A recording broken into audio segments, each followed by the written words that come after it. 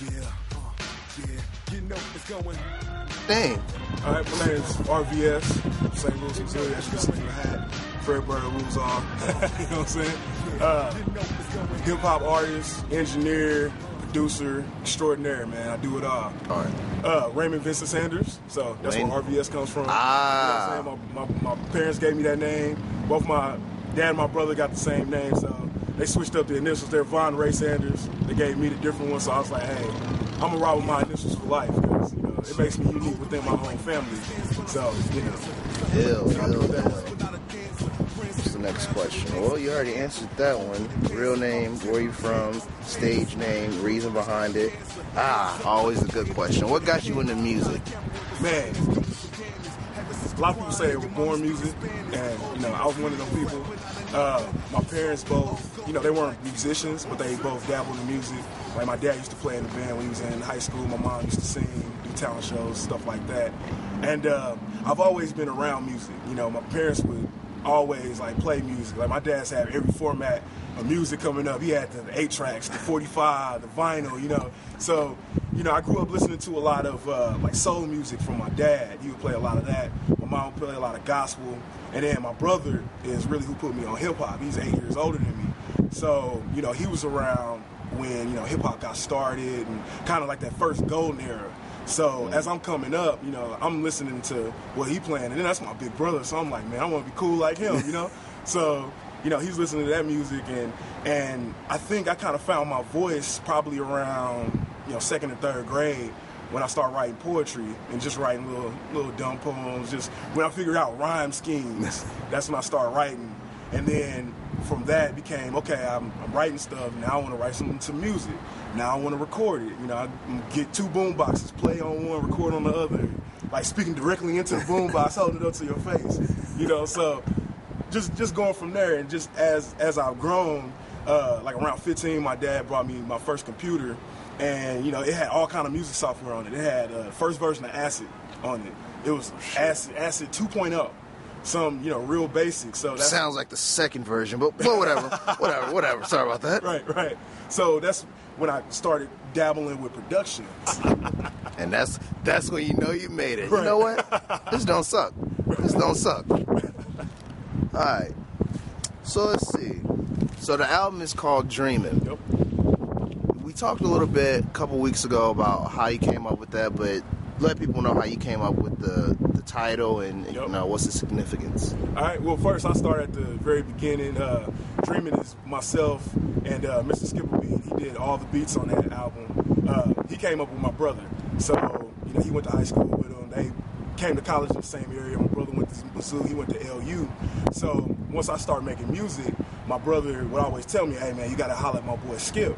You know, so I would, you know, send me a link to some of his music. My cousin also does music, and she did a song with him first. So when she did the song with him, she started her record label, had a showcase, and invited me out to perform. I came out, performed, met Skip at the showcase, and, you know, he was kind of like, oh, man, you know, you're on some hip-hop stuff, so, you know, let's work together. So, you know, we kind of built that relationship, we cut hair, so I, you know, go to the barbershop. We wouldn't even talk about doing music while we had the barbershop. We would just talk about whatever, like, you know, music we listening to and just stuff going on. So he sent me like 13 to 14 beats. And after a year and a half, Dreamin' came about. And it was his vision for the album was, you know, just straight break beats and loops. Just some straight golden era, 1994, Illmatic, Ready to Die, Me Against the World type hip hop. Reasonable Doubt. Yeah, Reasonable Doubt. Yeah, yes sir. So it was. I just kind of got the wheels turning when I heard the beats, and I was like, okay, you can just kind of say, all right, it's me in 2010 or 2009 at the time. All right, it's me dreaming that I'm rapping in that golden era. Then as the year and a half went on, you know, stuff started going on in life, and you know, I just started living a little bit more. A lot of that kind of turned into following your dreams. Not only just that aspect of being back there, but, you know, I had a job that I didn't really like, but it was paying the bills well, very well. So I was like, I can't leave. You know what I'm saying? So it was like that aspect. I had a long distance relationship at the time, so it's like, you know, going back and forth with that. And it was just like, I was just constantly saying, okay, how can I, maximize my potential in rap and music? And it was just like, well, I felt like I couldn't do it because I'm attached to a pager for work, and so I can't go to the venues and stuff like that. So once, got laid off from that job. So once that happened, it was just like, all right, how can I follow my dreams and still, do everything that I want to do? Like my boy E. Rich, who's on the last song on the album, he always says, you only live once. That's his whole thing. That's his motto. So that kind of tied into it as well. So you only live once. So you only got one shot to follow your dreams. So, and the album starts out with, kind of listening to hip-hop now, or my interpretation of hip-hop now. That was an ill-ass intro. I was listening to it today, and I was like, oh, this ain't... Yeah. And then he's like, well, what is this? I was like, all right, okay. Right. I was like, I know this ain't what I think it is. Yeah. So I was happy about that. I was like, man, I don't think I heard this ain't the intro that I remember. Right. Cool. So you hear that, and then you go to sleep, dream the album up until the song Your Dreams, like wake up right before that. And it's basically saying, when you wake up, that's the best time to make your dreams happen. So when you wake up and say, whatever your passion is, when you wake up and say, yo, I'm gonna pursue my passion every day and put all of my energy into it, you're unstoppable at that point. So that's the whole thing about the album. All right, okay. I mean, damn, long-winded answer. That's cool though. Now we still talking about the album. Yeah. What? So you kind of talked about it. You said basically like, living out your dream and pursuing what it is, that you're trying to do. What was, say, one of your main influences or some of your influences that kept you going through with the album? Because I know you said like a year and a half. Yeah. So a lot of stuff happens in that time. So what kept you focused on like, I got to get this out? Man, well, skip number one. He's just, hey man, what's good? What you doing on the songs, man? Send me some more. Like, what I'm saying? That's the biggest one. And just from having that creative person to bounce ideas off of. Vandalism, Tough Poe, Rockwell Knuckles, all them cats, they really inspire me to just keep going. That good music is actually coming out of St. Louis, and we have some proper representatives in hip hop. So I definitely, speaking of Vandalism, maybe 2 years ago, I was mixtape touring, I think, and I always find artists that I look at their ratings, and if people don't like them, those are the ones that I download. Yeah, right. So I got it, and damn, it was one song on there. He said he had wrote it for somebody else. He was like, they ain't do it right. Yeah. So he took it and flipped the shit out of that joint. So that was on Megatron Matrix, I think. Yep.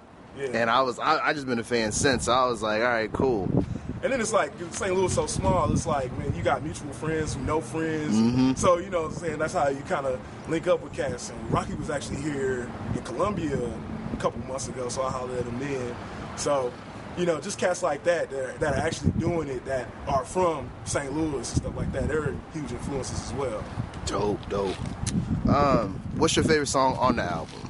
Favorite song on the album? Man, it's always changing. Highs and lows.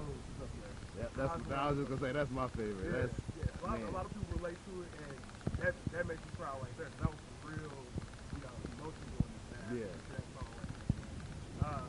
Highs and Lows is one.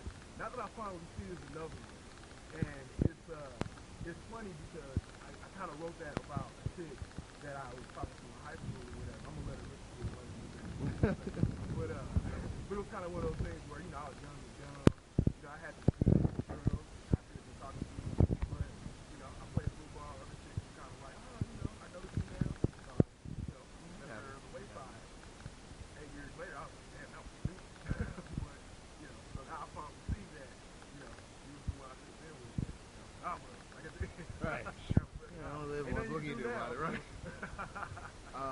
Another one that I was just listening to that I really like was NNAMC.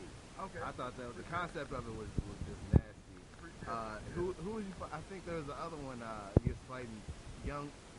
What is it? Young Swag. Little Young Swag. Yeah. I was just like, yeah. Definitely killed him on that one. So the whole album's a banger.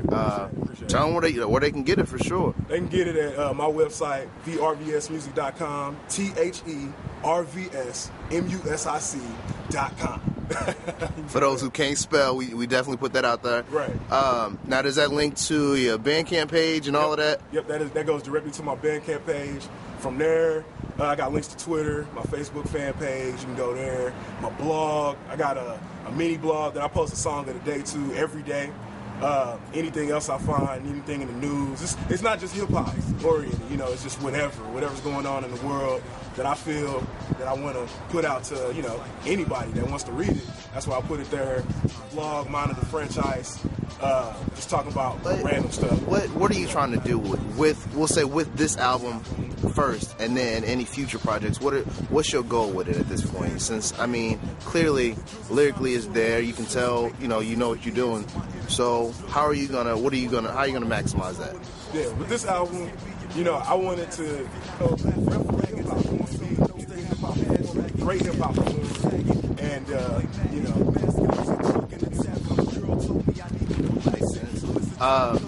So have you got any upcoming shows? You got, you know, what's next?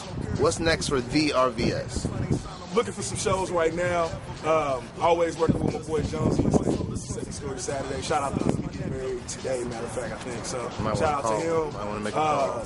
Open mics around Columbia. Trying to get some shows in KC. Have a band in the works. You know, yeah. Are you gonna let him in on the secret? That's what you doing? We're gonna go. Why not? I mean, we getting the band together. That Turner's Rebellion. I'm just gonna say that. I'm just gonna leave it at that. That Turner's Rebellion. Look out for us pretty soon. Other projects, got Lyrical Franchise coming up. That's probably gonna be the next one out. Me, myself, my boy Louis Bird, LMQB, dropping that. Got the Paragon of Dopeness dropping in 2012. That's the next RVS solo album. Looking at Still Dreaming, or whatever we're gonna call it, with Mr. Skipper. You know what I'm saying? So I got a lot coming up. You know, like I said, follow me on Twitter. Go to the mini blog, The Wandering Mind, on Tumblr, Monitor the Franchise. I'm always dropping music on there. Got a SoundCloud page, dropping beats. You know, always looking to work with cats, working with Belligerent coming up. We're gonna have some heat. I ain't never heard of that dude. We gonna have some heat. Watch that. Watch. I guess that's me. I guess, yeah. I'm waiting for that verse to get done, because that's gonna be nasty. This is the fun part for me. I love being able to hear the words and feel that emotion. So we finna let the homie RVS just spaz for a minute. I mean, if you want to. Well, you know, I got some time, so we can. Whenever you ready. All right, here we go. Give me a beat that ain't a regular one, and people looking at me like it can never be done. That's like telling Jesse Owens it can never be run. Yo, I'm beating up the track like a felony, son. Cause I'm a lyricist in the true sense of the word. Best multifaceted entertainer you ever heard, with every bit of malice intention on every word. I'm nasty with every noun and vicious with every verb. Don't talk about degrees, whack rappers get the third. I'm bullying every chump and grilling every herb. If it ain't a rhyme on the mic, it better be yours. Cause if it's not a new idea, it's feeling like Surge. You better drink to the health of hip-hop, cause if not, it'll be like the chicken gridlocked. Gone and butt naked, froze with no respect. It's very close to being like that in 1 second. Tell me who's next with flows that's so reckless, and I'll show you homie flow perfect like Plex is. No shower but the freshest one, and I stay stone cold like a wrestler stun. You suckers stay suffering like Sylvester Run, just like a chicken mover with a head like none. My music is nothing to be effed with, son. When it drop, take it like a right answer, done.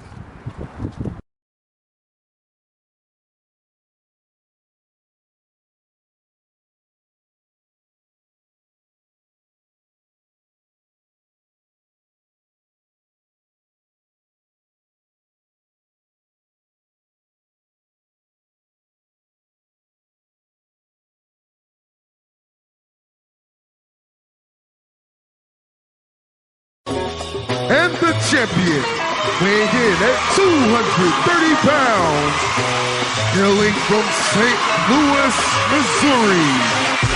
He is also known as the Whole Effing Show. He is